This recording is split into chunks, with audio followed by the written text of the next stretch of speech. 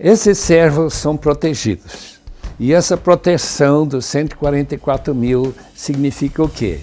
Que incluindo tanto Israel, as duas tribos, e como também o resto dos gentios, que estão envolvidos junto com aquelas 10 tribos, misturados com eles e representados por eles, de maneira que as profecias que falam sobre todo Israel também inclui o chamado Igreja Gentílica.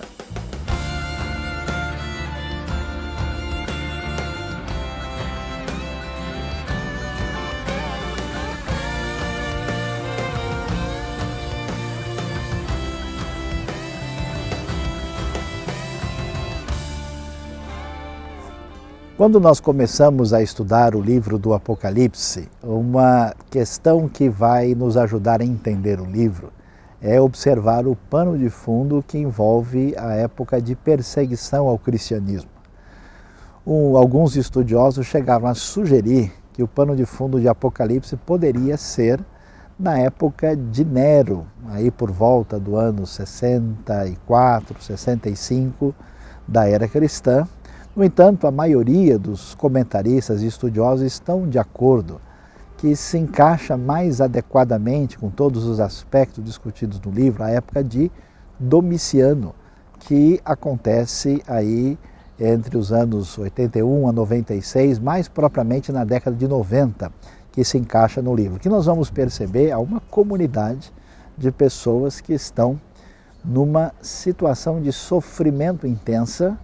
E essa situação de sofrimento, ela vai encontrar um eco em toda a doutrina e ensinamento cristão, exatamente a partir da paixão de Jesus. Estamos aqui no Jardim do Túmulo, em Jerusalém, e aqui nós podemos ver aquilo que nos lembra efetivamente da morte, da paixão e da ressurreição de Cristo Jesus.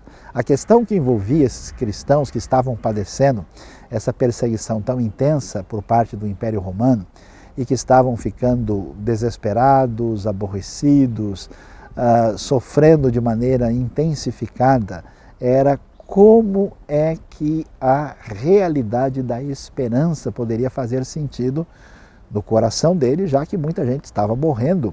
E o que seria do futuro quando nós vemos que Cristo viria em breve e ainda não chegou.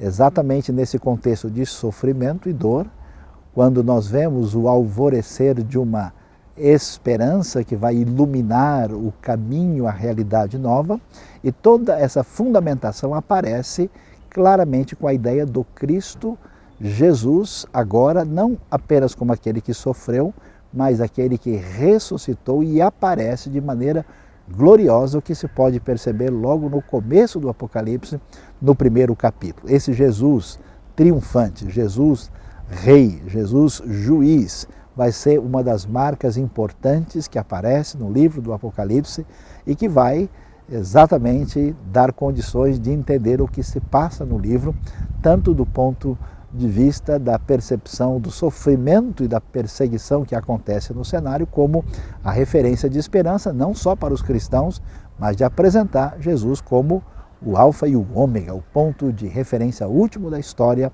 Esses elementos são fundamentais para entender adequadamente o último livro da Bíblia.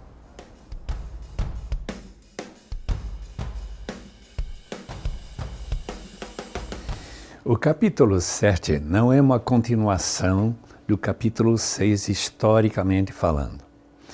Após a volta de Cristo, é claro que nós vamos agora ter um interlúdio no capítulo 7 que trata da proteção dos 144 mil e também da grande multidão que depois vai aparecer no céu na presença de Deus. Estes 4 anjos que aparecem no início, no primeiro versículo, que estão retendo os ventos nos 4 cantos da terra, eles aparecem e são proibidos de lançar seus ventos para danificar a terra e o mar, até que os santos, os 144 mil, sejam selados com o selo de Deus. Portanto, o versículo 3, não danificam nem a terra, nem o mar, nem as árvores, até que selemos as testas dos servos do nosso Deus. Esses 4 anjos desaparecem do livro de Apocalipse em termos de danificar alguma coisa. Talvez eles estão relacionados com aqueles que depois vão aparecer nas trombetas e nas taças, e realmente nós não sabemos como eles estão relacionados com esse caso.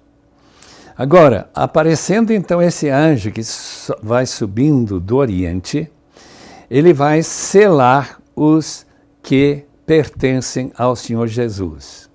Eles são identificados com um número, 144 mil. Quem seriam essas pessoas? Como que nós devemos entender? Alguns vão entender que realmente referem a israelitas, descendentes de Jacó, que pertencem às 12 tribos. Tem algumas dificuldades com essa interpretação, pelo fato de que alguns que talvez estejam ligados não têm mais nenhuma genealogia que possa ajudar a entender esse fato. Que ele é realmente descendente, por exemplo, da tribo de Naftali, ou de Aser, ou de Gad, ou qualquer deles. Por outro lado, tem judeus que estão seguros que eles são descendentes de Judá.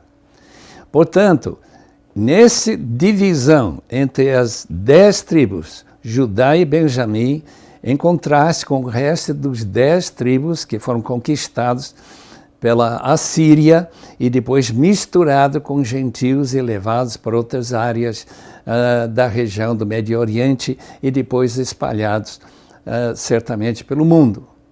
Então, essa referência às tribos de Ruben, Gad, Aser, Naftali, omitindo Dan, que jamais uma indicação que provavelmente esses 144 mil refere à igreja completa que precisa ser protegida de alguma maneira. Essa proteção, acredito, não refere ao fato que eles vão sobreviver fisicamente. Eles podem ser mortos, por exemplo, pelo anticristo. Eles podem ser martirizados. Tem havido mártires desde a época de João, quando ele escreveu esse texto. Portanto, este selo dos servos, a palavra no original é douloi, que significa escravos, são pessoas que servem a Cristo de todo o coração e que estão protegidos espiritualmente. Isto é, diante da possibilidade de negar ao Senhor Jesus, eles não amam suas vidas até a morte, como nós lemos no capítulo 12. Agora, tem havido mártires em nossa época, tem havido mártires durante toda a história da igreja.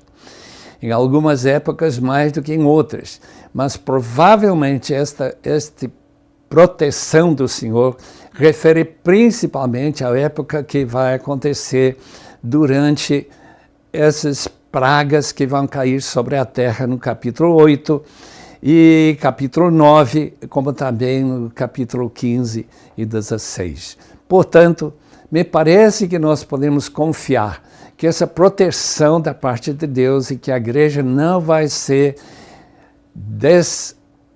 desaparecer através dos ataques de qualquer tipo que possa ser levantada pelo poder satânico ou pelo poder do seu emissário, o seu Messias na terra, que é o anticristo.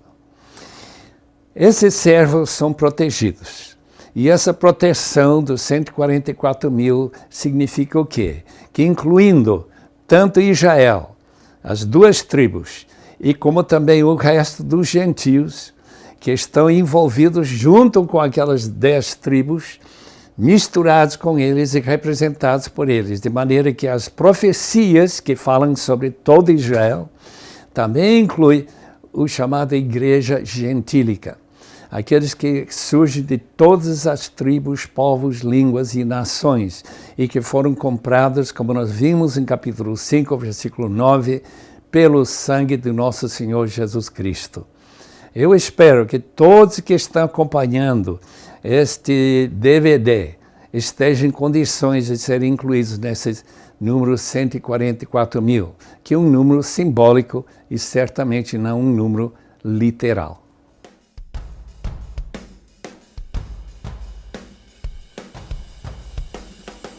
Quando nós começamos a ver o capítulo 7, e depois dessas observações tão importantes que já ouvimos, é necessário reforçar mais uma vez que não é possível ler o Apocalipse de maneira simplesmente linear.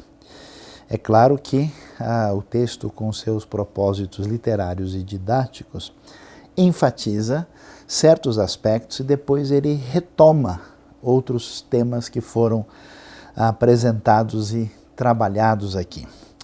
E falando desse número tão interessante, 144.000, a pergunta é por que, falando desse grupo de pessoas ligadas ao povo de Deus, se entendemos que o número não é literal, e parece fazer todo sentido que ele não seja mesmo, por que se usa esse número?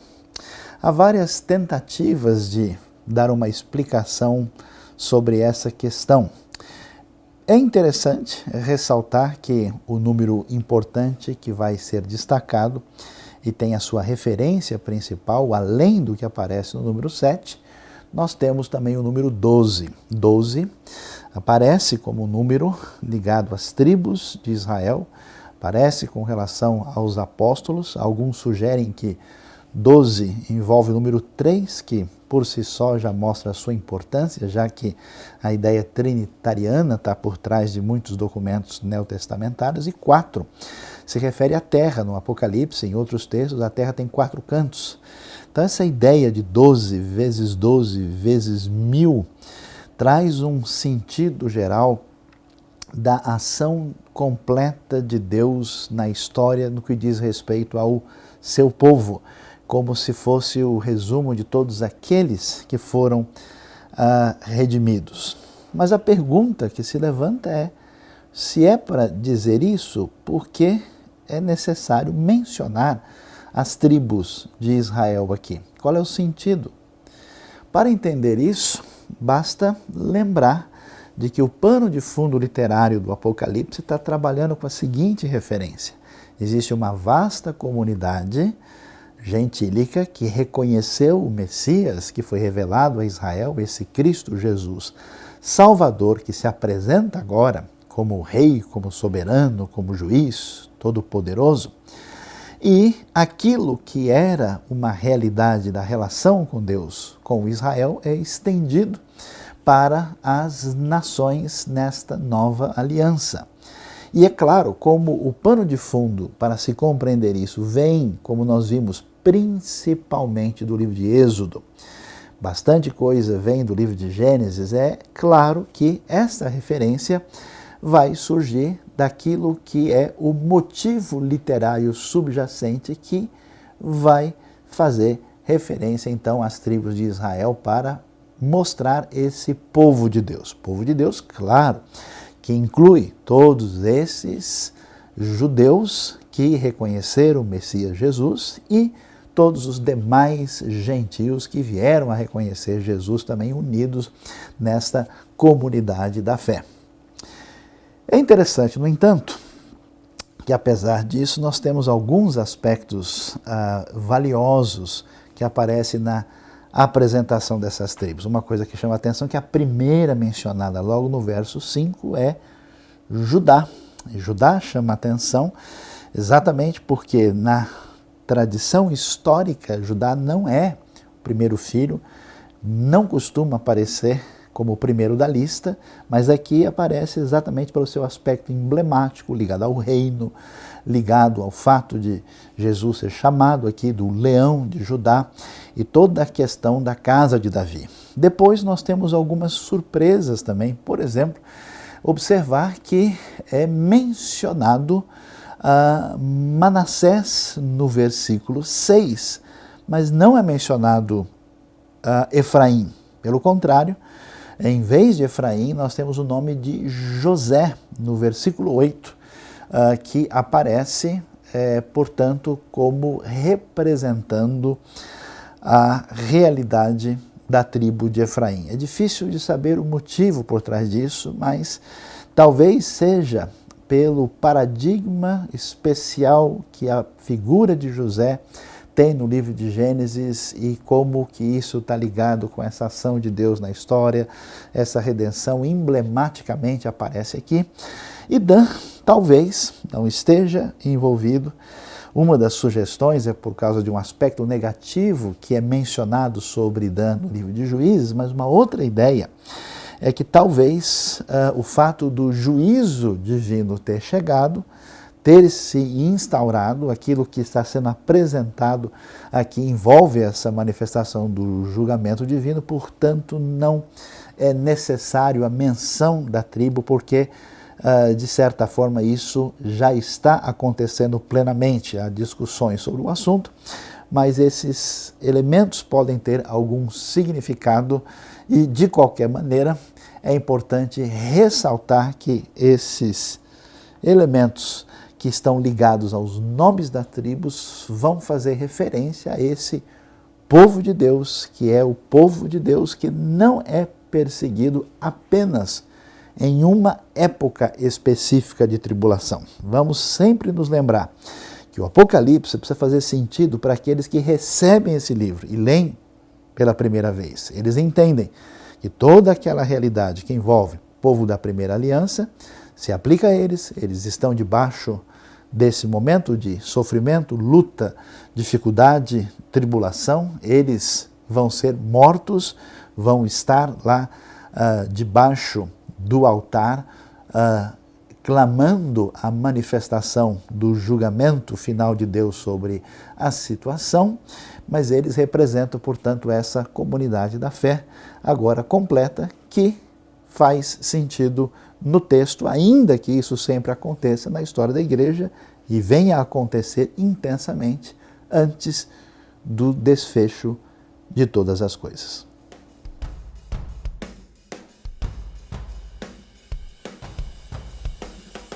Depois disso, isto é, depois da selagem dos servos do Senhor, João olha e diante dele estão em pé um grande número de pessoas, uma multidão imensa que ninguém podia contar, de todas as nações, tribos, povos e línguas. Esta referência à grande multidão é uma referência à igreja inteira. A igreja, no fim, quando Jesus voltar, vai incluir pessoas que vêm de todos esses cantos. Conta-se mais ou menos 12 mil diferentes povos e línguas e tribos hoje. E muitos deles já foram alcançados por pelo menos uma igreja, alguns que estão testemunhando de Jesus, alguns missionários que estão aprendendo a língua ou traduzindo a Bíblia. De qualquer forma, no fim, de todas as tribos, povos e línguas estarão reunidos na presença de Deus, diante do trono e do Cordeiro, com vestes brancas, isto é, com a salvação, a justiça de Cristo, a perfeição dele, que os cobre de maneira que eles não serão julgados e condenados. E clamavam em alta voz: a salvação pertence ao nosso Deus, que se assenta no trono e ao Cordeiro.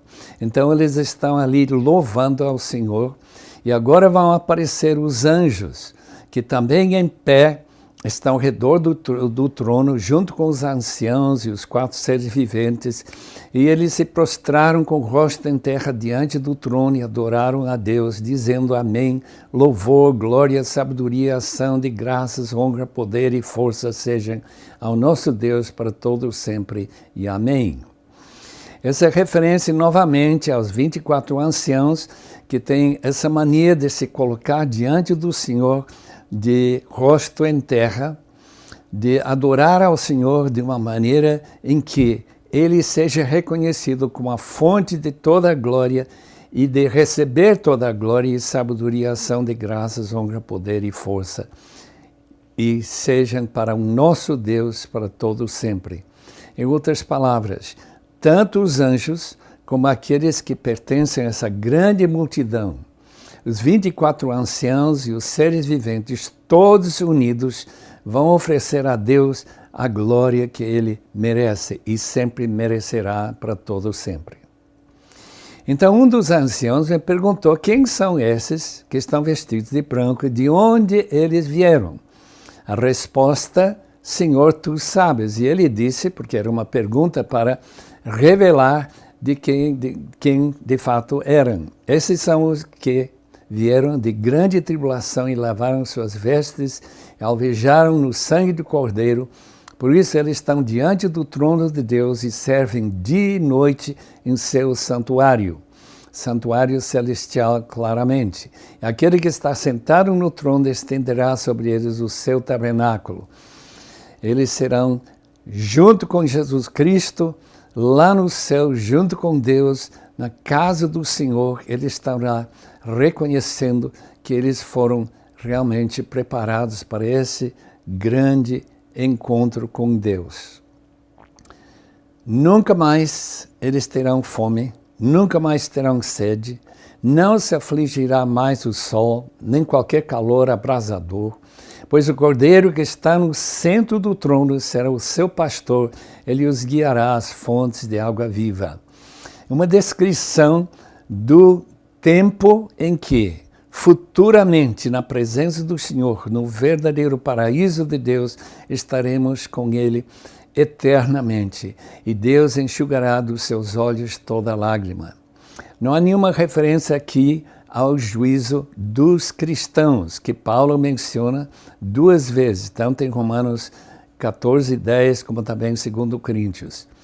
Aqui, eles são totalmente isentos de qualquer sugestão deles terem sido pecadores salvos, porque eles estão vestidos de branco e todas as lágrimas são enxugadas.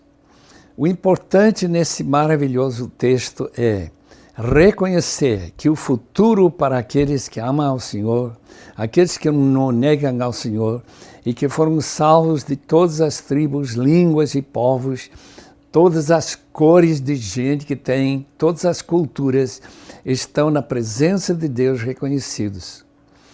Dessa tribulação da qual eles foram salvos, talvez seja justamente a grande tribulação.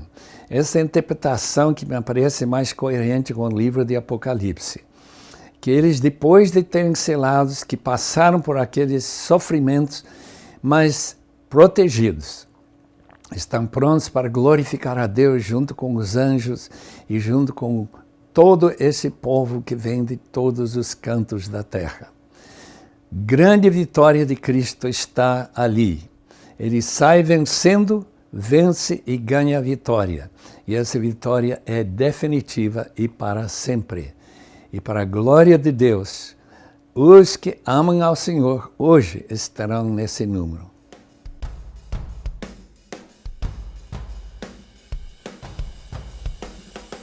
A extraordinária visão que nós encontramos desta grande multidão, ela seguramente vai ter um impacto tremendo sobre aqueles que puderam ler o Apocalipse pela primeira vez e sobre todos os cristãos que estavam vendo de maneira extraordinária cada vez mais o Evangelho avançando.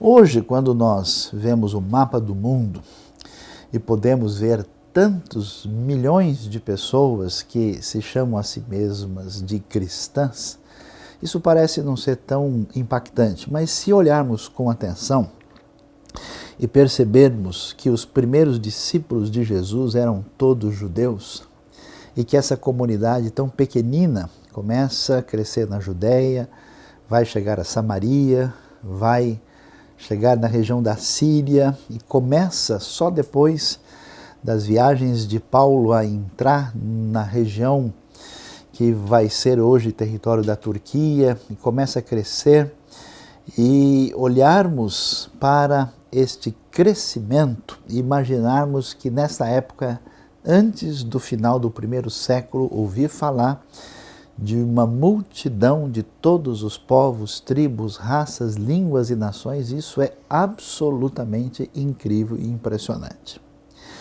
E pensando sobre essa realidade, vale a pena entender aqui esse aspecto do Apocalipse que, ao mencionar esses 144 mil das 12 tribos, que à primeira vista, como muitas pessoas entendem, seriam apenas judeus num período específico da tribulação, a gente vai perceber que faz mais sentido, dentro da maneira como o próprio Apocalipse funciona, é de retomar o assunto como que num projeto didático e reforçar a ideia com uma outra figura. Isso de maneira nenhuma rejeita a importância dos judeus e a importância de Israel na história, apenas amplia, porque agora judeus e gentios estão juntos debaixo do mesmo Senhor, e isso seguramente para o desfecho da história terá um impacto ainda maior nessa ampliação da bênção que uma vez chegou a Israel e depois atinge todas as nações. Então agora vemos essa grande multidão e aí nós vamos ver esse caráter global, universal, amplo, impressionante de Cristo, que faz todo sentido, porque quem é global? Quem é poderoso? Quem domina o Império Romano? Mas, na verdade, apesar dos supostos súditos, todos os povos, na verdade, não estarão sob Roma, mas estarão debaixo do verdadeiro senhorio e reinado de Cristo Jesus, que, sim, é rei para todo sempre. Olhando para as bênçãos que vão aparecer aí nesse trecho, chama a nossa atenção qual é o objetivo que nós vamos encontrar em Apocalipse capítulo 7. Por que a grande multidão é retratada também com esse número de 144 mil? A ideia para aqueles cristãos que estavam debaixo de sofrimento é que Deus preserva todos os seus que estão em tribulação. É verdade, está muito claro que nós temos uma ideia de que no desfecho da história a tribulação é intensa, é terrível. Mas essa grande tribulação não é um momento apenas específico da história futura que não faz sentido na realidade, não. Essa tribulação, num certo sentido, ela já está presente. É como aquela ideia do reino de Deus, que já chegou, já está entre nós, mas também é futuro. Essa tribulação é uma realidade para quem está lendo o Apocalipse, na época em que ele é escrito, faz parte da história da igreja e terá um desfecho complicado no final dos tempos de maneira definitiva. Vemos que Deus, portanto, preserva os seus, eles estão debaixo do domínio do Senhor. Mas o foco do texto, assim como quem sofria no Antigo Testamento buscava a salvação, que tinha um sentido amplo, que envolvia a libertação da parte de Deus, todos esses que comemoram a ação divina na história vão dizer que a salvação pertence ao nosso Deus, que se assenta no trono, e ao Cordeiro, associando diretamente Jesus como Cordeiro ligado a Deus, mostrando uma salvação completa, que envolve o perdão dos pecados, que envolve a ação de Deus redentora na vida dessas pessoas, mas uma salvação que vai ultrapassar a morte e que vai trazer uma redenção completa na história. E, finalmente, nós vamos ver que aquela realidade que mexe com a sua vida, com o seu coração, é uma realidade que faz sentido a partir da criação, porque Deus nos fez para o seu prazer, para a alegria, para a satisfação. O problema é que o pecado nos levou a ter satisfação e alegria de maneira indevida, inclusive com os nossos próprios erros e pecados.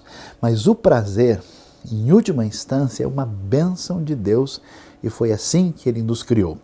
E esse Deus da criação e Deus da redenção, vitoriosamente, certamente nos levará, eu fico imaginando o impacto disso na vida daqueles cristãos que estavam debaixo de opressão e sofrimento, quando eles ouviram aquilo que o texto diz: nunca mais terão fome, nunca mais terão sede, não sofrerão por causa do sol, pelo calor abrasador. O Cordeiro está no centro do trono, ele será o pastor, ele guiará a todos as fontes de água viva e Deus enxugará dos seus olhos toda lágrima. O impressionante, maravilhoso do Evangelho não é simplesmente ter um problema ético resolvido no coração, não é simplesmente ter alcançado significado para a vida, não é simplesmente entender nosso lugar na história, é experimentar de maneira estrondosa, maravilhosa, extraordinária, um prazer, uma satisfação, uma alegria em Deus que é intraduzível, indizível. Diante disso só resta prostrar-se e adorar o Deus Senhor da nossa vida.